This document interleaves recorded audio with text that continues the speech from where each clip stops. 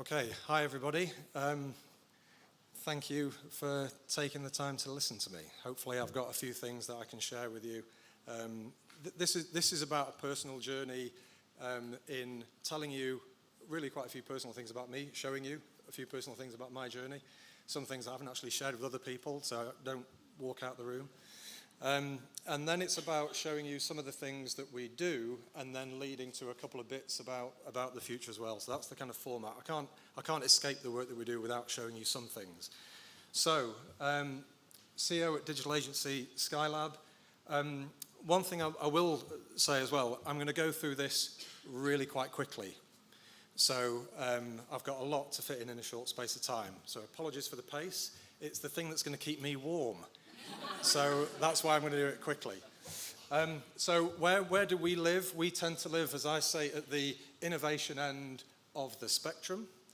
I'm going to share some philosophies with you. I'm going to share some principles with you.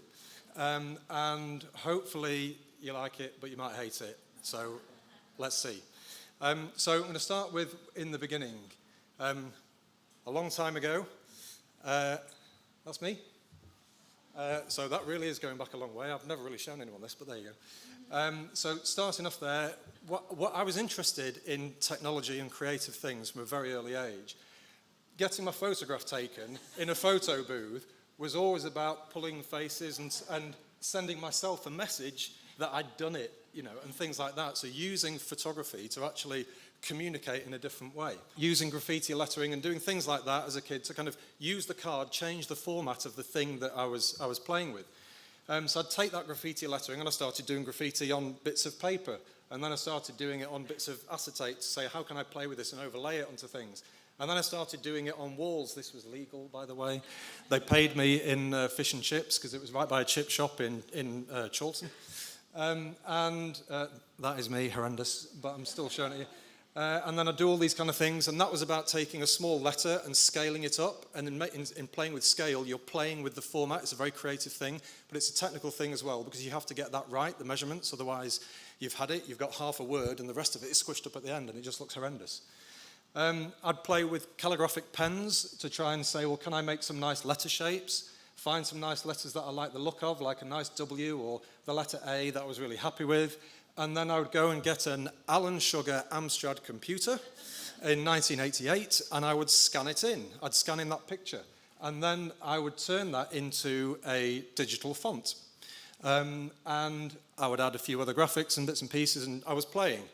And so what I didn't realize what I was doing was basically making an EPS font. That's really what I was doing. And this was in 1988. So this is the year that Illustrator 88 came out. Adobe are creating EPS fonts, and I was doing it as well in the same year as a 16-year-old. But they're much bigger than we are today, but hey. I made my first website for, well, the National Centre for Supercomputing Applications made a graphical user interface called Mosaic. Some of you might remember it because it was basically really simple grey screens and blue links, and then that was about it. And I made that 25 years ago. So in 1993, a quarter of a century, and that makes me feel absolutely ancient, but I'm not. So there you go. And that was a long time ago in internet world, 25 years. I was also at the same time playing with photography. So I was playing with I used to love David Hockney and all his photographs. So he would play with photo montage. I enjoyed the same kind of experience to play with perspective and how you can distort perspective. And I know Andy Burnham's probably not here, but I just wanted to point out that we had an Olympic bid in '96 and we need another one. So there you go. That's just a message for him. I trained as a film producer-director, actually in the UK and in Toronto. So I went to York University in North York, amazing film school. Learned a lot of things there. Came back, started making films for the games industry, films for Ocean Software, another huge Manchester-based company. And then I went to go and work for Sony, making PlayStation games, Retro Force, vertically scrolling shoot 'em ups. I worked on the Olympics with the International Olympic Committee for 4 years, which was amazing. Great fun doing all of that. PC, PlayStation, magazine front covers, #1 around the world. Won a BAFTA award along the way, which was fantastic. My mum is very proud, which is a good thing.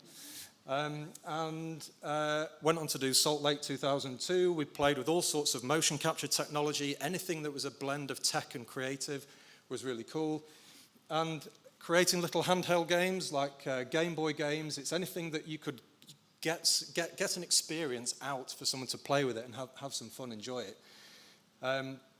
Really fun stuff, little fighting games and things like that. I was development director, moved over to Holland, ran Guerrilla Games. We used to be called Lost Boys Games, changed the name to Guerrilla. I was a development director there and worked on the Killzone franchise, which is truly enormous on PlayStation, one of the top franchises on PlayStation.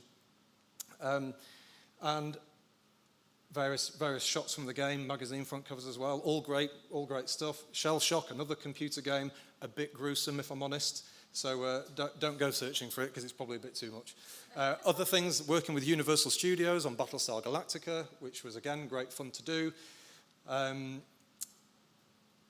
then I got a little bit bored, right, because I'd kind of done it. I'd got all that out of my system and I wanted to go on my own journey in creating something that I was responsible for, and there was some jeopardy. So I wanted there to be, as you know, as you rightly said, I wanted there to be risk. So jeopardy, and I wanted to see, can I overcome that and put myself in that position? Because I wanted to test me. I wanted Nigel to be the best Nigel that Nigel could be. That's what I wanted to try and do. And that's the lesser trodden path, and it's hard. It's a hard journey. So started off on the kitchen table, as you do, and then ended up by getting premises when we filled the house, and my wife said, get out. So she was right to say that, because there was 5 of us in the house, and we kind of broke the house, so we needed to go somewhere else. Ended up in Trafford Park Village. At the time, it was doing websites, web applications, and content, so we were making film as well for people. So we had Edit Suite set up to do all of that. Made films for Oasis. When they got the Lifetime Achievement Awards at the Brit Awards, they asked us to do a film on the backdrop. For Muse at Wembley Stadium, did animated films that sat on those big 5 screens across there on Wembley Stadium, which was amazing. Round the World Yacht Race website, won a big award for that. In fact, just to show you, we were pulling data live from the yachts deep in the middle of the Southern Oceans, through satellite, back to shore, and then mash it up with Google Maps, plot it. So on every browser in 2006, we made it, 2007 it went live. Every browser in the world, you could follow the race. Never really been done like that in the industry, and that changed the industry in the way in which they use data in the future. Couple of things, websites for the glorious Manchester United, the also newly glorious Manchester City, designing the BBC iPlayer for TV and coming up with concepts for that, turning brands into broadcasters with our MediaTank video platform that Creative England helped invest in, so again, much appreciation for that. Cookbooks, you're just turning an iPad into a cookbook so you can go and follow the recipes. For Battle Badminton, so this was for the national governing body for the sport. We're creating social leagues and ladders so you can play each other, challenge people on your phone to matches and so on.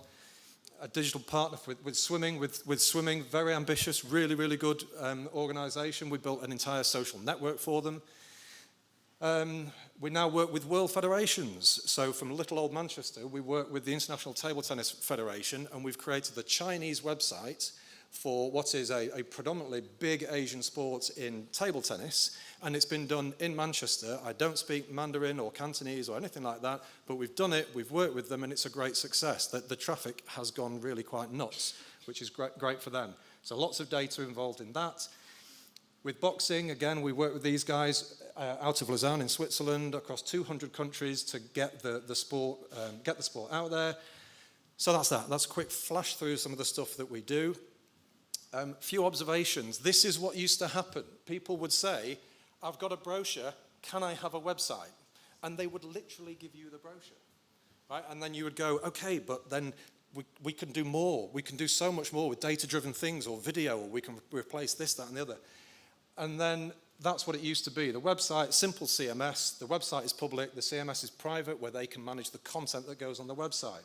Today, this is kind of more realistic for the projects that we do. A content management system, a CRM, email, search is obviously built in, databases, payment gateways, business intelligence, digital asset management, learning, online learning platforms as well. My goodness, the amount of back-end stuff that happens behind a website, it is absolutely, truly enormous. And that's been a big change in terms of the complexity of websites and the way we've had to change and adapt. And I think anybody in the creative industries involved in anything digital, the one thing you can be certain of, the one certainty you will have is that everything will change. And if you can adapt and be flexible, you've got a great career in front of you. So, you need to be like a snake, shed your skin, and change and reinvent. I've recently reinvented my role in the business last month and changed everything that I do, and same with my co-founder as well, getting ready for the future. Starting a business, it is an emotional roller coaster. I mean, I will say that, and it is not easy. When I was working for Sony, making PlayStation games, the highs were like that, and the lows were kind of like that, and in your own business, it's kind of like that. And because it was Valentine's Day yesterday, I put sort of a little heart-shaped thingy in there, and at the end, you sort of go backwards a little bit. I don't even know if that's possible, but it's kind of what happened. And in actual fact, so anybody who's running their own business will know and understand that it is really not easy. The highs are considerably higher. My first website was £2,000. Oh my God, I could survive. That was amazing. And the lows are really low. So you need that resilience if you're going to go and do it. And the reality is, it's worse than that. It's more like that. So that is that is the truth. So the future, just to try and get onto that, in tomorrow's world, what does tomorrow's world look like? For us, it's world-class work on a world stage. I'm only interested in world-class standards of digital strategy and production. So the strategy, the thinking, and then the making of the website, the web application, that is the journey that we are on. That's the redefinition of our business and my role and everything that we do in the business. And on a world stage, for projects that have got global visibility, we're starting to do that with working with some of the world federations in taking their sport global and really growing their sports. This is what it's really about for us. This is what our fun is. It's the digital disruption, but specifically transformation. The transformation of most traditional pyramid-style companies into highly evolved digital businesses. That is the thing that we are really good at, working with a client and transforming their business into something really quite special, and then evolving it over time. And finally, why do it? Well, why Skylab? Why create the business? We needed a home for our creative energy that we needed to put somewhere. And I don't mind telling you, I was made redundant from every single job I ever had, like all of them. And because I was always saying, but we could do this, and how about this, and that's rubbish, and we need to do this. And then, Nigel, here's a white envelope with a letter, and it'll explain everything to you. Just walk out the door. So that's what happened. That's the truth. So I needed to find a place for this drive and this energy and put it somewhere. Why Manchester? So I lived in Canada. I lived in Holland. I spent time in Japan and down in Australia and America and travelled a lot with my work. But amazing creative and technical talent in many different industries. And that's the thing. It's not just one thing. It's in many industries. Okay, but why Manchester? So for me, life is a temporary loan, and that's what I see it as. So think about that for a minute, right? It's not yours forever, it's temporary. Because it's temporary, you only have a certain amount of energy. And all right, you might recharge your batteries and have a sleep and go out and do this, that, and the other, but your energy will dissipate at some point, right?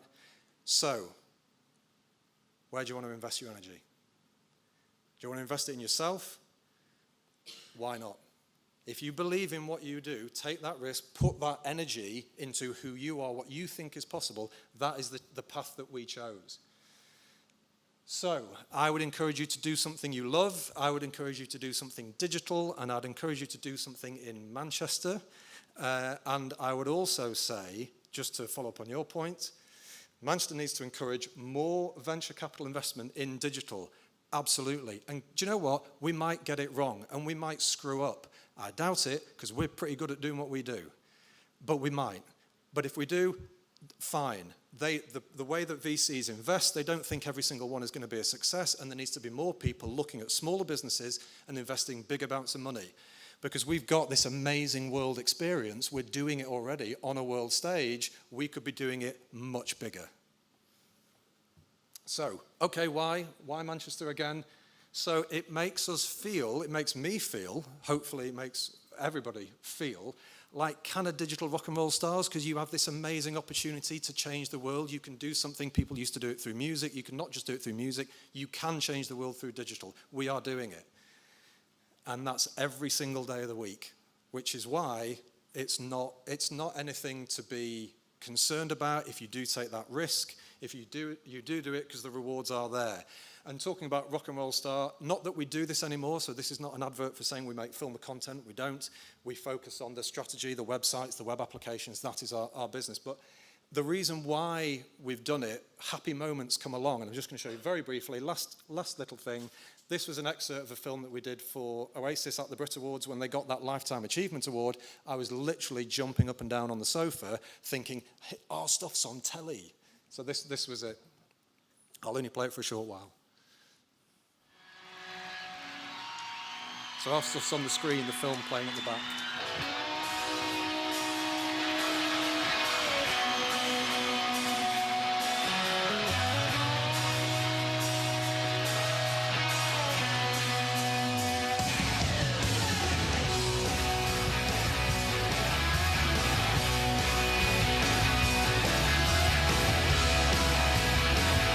If you're from Manchester and you get to do stuff like this, I've got to be honest, it's pretty cool.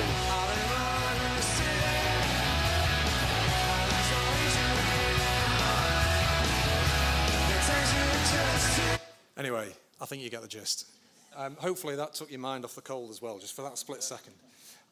So that's just about all I was going to say, but in true Manchester fashion, I don't just want to leave you with that, because I don't particularly like the BBC the card. I prefer the Channel M card, which has got Frank's side bottom, and in true Frank style, I'd just like to say, thank you very much, actually.